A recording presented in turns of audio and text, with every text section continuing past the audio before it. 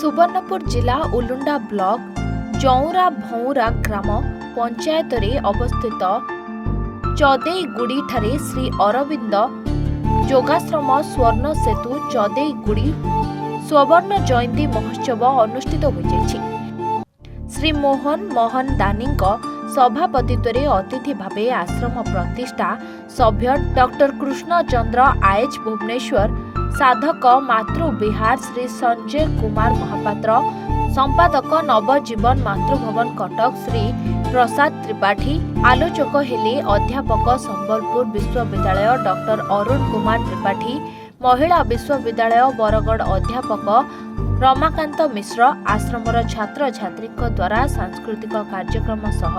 50 वर्ष अवसर में स्वर्ण जयंती महोत्सव अनुष्ठित हो आश्रमर समस्त कार्यकर्ता सहयोग करथिले। आपनको जदि मु आरंभ करे जेबेठु आरंभ होइथिला ताले आज की पाखापाखि 54 वर्ष तले सोनपुर रे प्रथम गोटे पाठचक्र होता प्रथम पाठचक्र सोनपुर जिले से पाठचक्र जॉइन करने पर सोनपुर रे आरंभ करी गला से किसी दिन गला पर आम चिंता कलु जे एठी आम गोटे बड़ जगह नहीं कि गोटे आश्रम कर ये आश्रम आरंभ कलु से 73 बेलू आरंभ है 75 तार प्रतिष्ठा आरंभ है तार आरंभ है 75 माने आपणकर कौ मसीहा आपणकर जो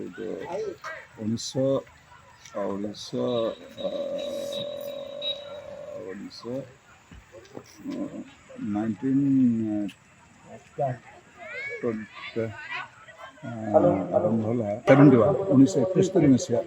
सेप्टेम्बर मसरे होता 1975 मसीह ये आश्रम आरंभ है तार बैकग्राउंड तार बैकग्राउंड ये आम ओडिशा सरकार मागुल जी जमी 185 एकर जमी ताकू आमको 39 एकर जमी मिली लीज सूत्र से दिन ठार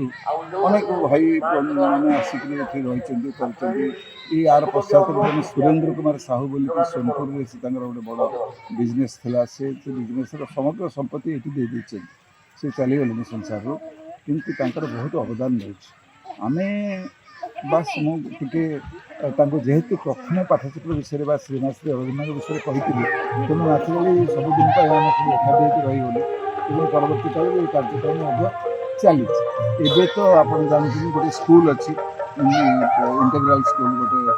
पूर्णांग शिक्षा केन्द्र ये अच्छी सप्तम श्रेणी पर्यटन पढ़ा होमती आमर ये जो फार्म भितर किसी फसल भी होती तो रिलिक्स सेंटर आसी रिलिक्स आप 2010 मसीह आटा आज की 50 वर्ष तले आरंभ होता आज हूँ तार सुवर्ण जयंती पालन। सुवर्णपुर जिला उलुंडारू राजेंद्र प्रधान रिपोर्ट A1 ओडिशा।